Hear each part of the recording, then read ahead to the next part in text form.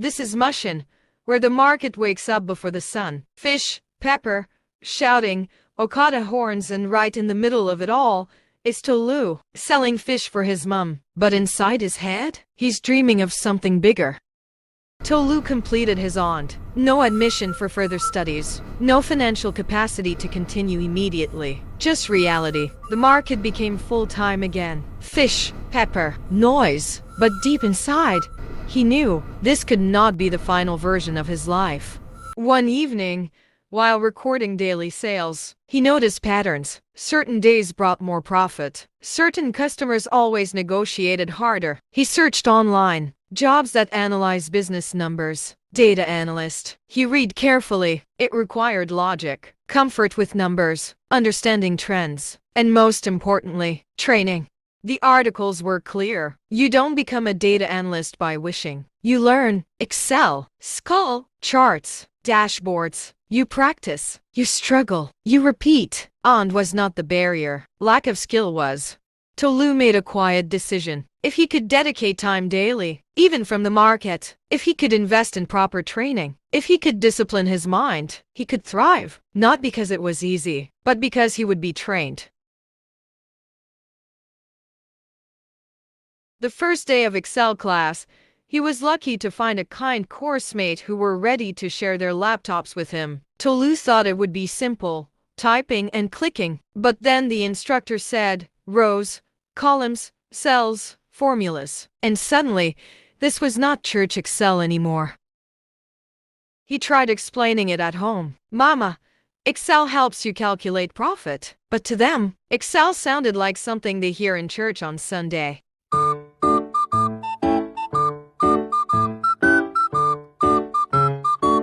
Learning Excel in Mushin was not quiet. Goat on the left, Okada horn on the right, generator singing back up, and Tolu trying to understand spreadsheets and also keep his laptop safe from being manhandled or stolen.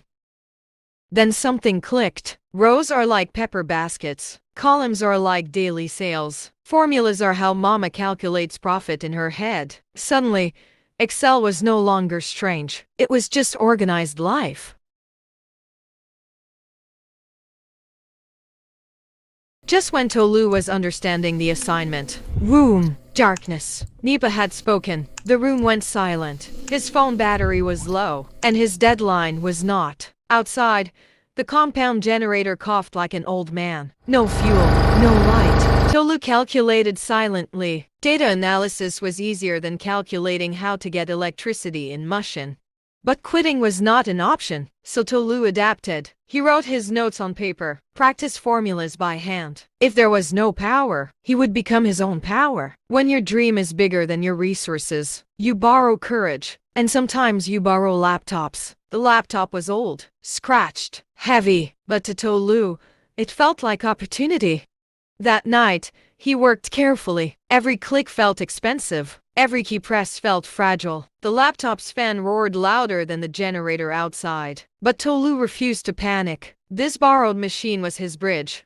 In Mushin, nothing stays private. Once you carry laptop enter market, everybody becomes ID consultant. Hey, now antique be that. See this laptop go on like this, so.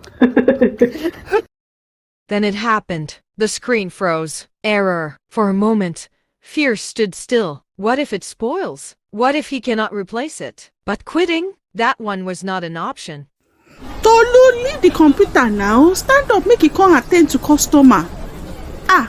The next day, he tried again. Right there in the market. Pepper on the left, fish on the right, phone at 3%, and his mother shouting, "Customer day wait!" Learning ID was not built for this kind of background noise. By now, Tolu had survived Excel, but then a new word appeared. SQL, 3 letters, one big headache. Structured, query, language. It sounded serious, and Tolu wasn't sure if he was ready. When he told his mum he was learning SQL, she thought he was studying to be a lawyer. To them, SQL sounded like court case. But to Tolu, it was the next step. Tolu, it be like say you dey learn to become lawyer, abi? That night, Tolu stared at his laptop. Select, From, where? The words felt simple, but the logic felt heavy. He typed, deleted, typed again. The syntax kept rejecting him. But he remembered a website his course mate gave him in the previous class. The course mate had spoken highly of this blog about how it had helped him gain mastery of the topic. Tolu opened his notebook to search for where he had written it. He typed in www.datacruise.wordpress.com into his Google search bar, pressed enter and carefully explored the website, and to his amazement, the concepts started coming together. They are now making sense.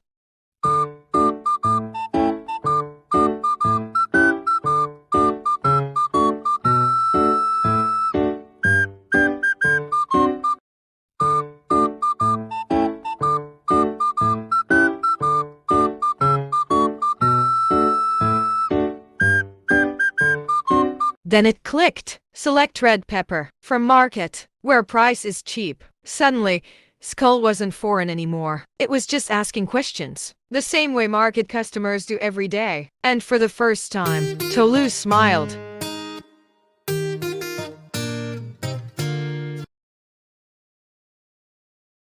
After studying the examples on Datacruise, Tolu tried again. Select product from market sales. He pressed enter, and this time, the data appeared. Clean, ordered, no errors. It was small, but it was a win. He tested another one. Select count from customers, where location equals Mushin. The number appeared, clear and precise. Mama used to count customers in her head. Now Tolu could count with code. By evening, Tolu wasn't just typing commands. He was asking questions. Select total sales from daily record, where day equals Saturday. Results came instantly. And for the first time, Skull didn't feel like a foreign language. It felt like power. Tolu didn't just run a query. He ran it on data he gathered himself. Every transaction, every complaint, every small profit record, carefully written into his mini dataset. This wasn't practice data. This was Mushin data. Real people, real numbers. He typed the conditions slowly. Order number less than 20. Complaints greater than 50. Profit less than 10. Enter. The result appeared. One name. Mama Tatafo. Tolu burst into laughter. Of course it was her, the most mischievous customer in the market. Now confirmed by SQL. Tolu thought charts were just decorations, colors and shapes to make reports look fine. But then he learned something important. Bar charts compare. Line charts show trends. One shows difference, the other shows movement. And suddenly, charts were not art. He imagined the market as a dashboard. Pepper sales rising during weekends. Complaints increasing on Mondays. Profits dropping during rain. This was no longer guessing. This was storytelling with data. The laptop battery didn't last long. NEPA had done what NEPA does best. Darkness. No generator. No charging point. The borrowed laptop went off. Just like that. But Tolu had already seen enough. He remembered the numbers. He remembered the shape of the bars. So he opened his notebook, drew the axis carefully, labeled the days, and began sketching the bars by hand. It wasn't digital. It wasn't perfect. But it was understanding. When there was no power, Tolu created his own visualization. That evening, Tolu didn't keep the excitement to himself. He called his mother. Mama, come and see something. He placed his notebook on the table. The hand-drawn bars, the labels, the little notes beside them. You see this one? He said, pointing carefully. This shows which day we sold more pepper. And this line here, it shows how sales increased before Saturday. His mother nodded slowly. Maybe she didn't understand everything, but she understood his excitement. Tolu wasn't just learning charts. He was learning how to explain them. And in that small room in Mushin, no electricity, he delivered his first presentation.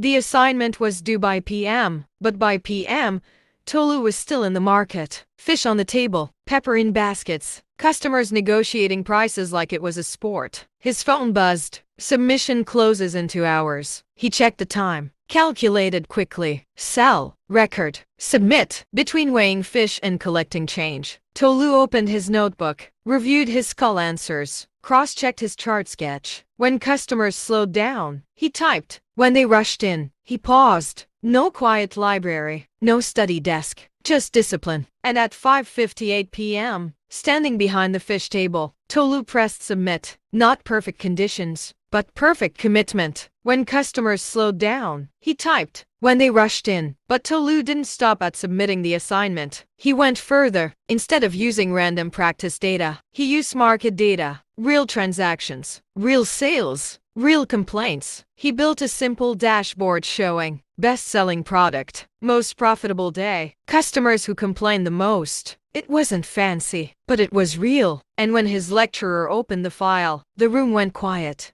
His course mates leaned forward. This wasn't textbook theory. This was Mushin. Tolu explained how sales dropped during rain, how profits increased before weekends, how certain customers bought on credit but complained the most. The lecturer smiled. This, he said, is data solving a real problem. But the real victory came later. When Tolu showed the dashboard to his mother, she saw which days to buy more stock, which customers to trust, when to increase prices. The market women gathered, asking questions, nodding slowly. For the first time, data was not just code, it was strategy.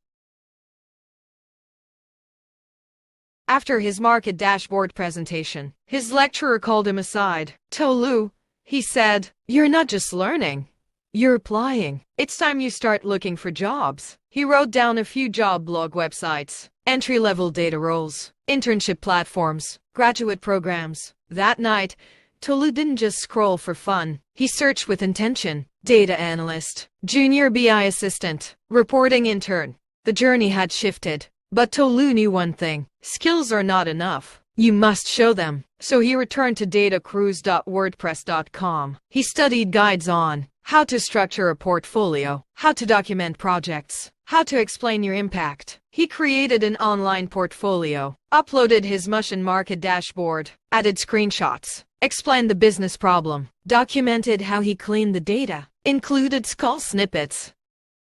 It wasn't perfect, but it was proof. Weeks passed, applications sent, CV refined, portfolio link attached. Then one afternoon, his email buzzed. We would like to invite you for an interview. Then another. Tolu froze. This was real. He went back to datacruise.wordpress.com again, studied interview tips, STAR method for behavioral questions, how to explain skull queries clearly, how to present dashboards confidently. He practiced aloud, using his mother as audience again. Tell me about a project you worked on, she would say jokingly, and Tolu would smile. Let me tell you about Mushin. The interview day arrived. No fish table, no pepper baskets, just a quiet room and a laptop. They asked about skull. He explained using real examples. They asked about dashboards. He walked them through his market project. They asked about challenges. He spoke about power outages, borrowed laptops, manual charts. He didn't sound rehearsed. He sounded experienced. Because he was. Tolu walked out knowing one thing. Whether they say yes or not, he belonged in that room. The first email came quietly. We regret to inform you. Tolu read it twice, then a third time. All the preparation, all the interviews, rejected. He closed the laptop slowly. The market noise outside felt louder than usual. For a moment, doubt entered. Maybe I'm not ready. But then he looked at his notebook, his market dashboard, his skull scripts, his hand-drawn charts from blackout nights. He had not come this far to stop at one rejection, so he refined his CV again, updated his portfolio, practiced his project story once more. Resilience is not loud. It is quiet persistence. One evening, while helping his mother close the stall, his phone vibrated. Subject: Offer letter Marketing Data Analyst, from a family-owned beverage company. He froze, opened it slowly. We are pleased to offer you the position. His hands began to shake. The beverage company wasn't the biggest, but it was growing. They needed someone to analyze sales trends, customer behavior, regional performance. Tolu smiled through tears. The boy who once sold fish was now analyzing market demand. His mother hugged him tightly. You did it, she whispered. But Tolu knew the truth. It wasn't luck. It was every late night, every blackout, every borrowed laptop, every rejection. Because in life, one yes is enough. Thank you so much for watching this series. If you enjoyed these videos and found them inspiring, please don't forget to like, comment, and share. You can follow us on Instagram at bimhunter_hive. Subscribe on YouTube at bimhunterhive TV. And catch us on TikTok at data.hive. Your support means everything. See you in the next episode.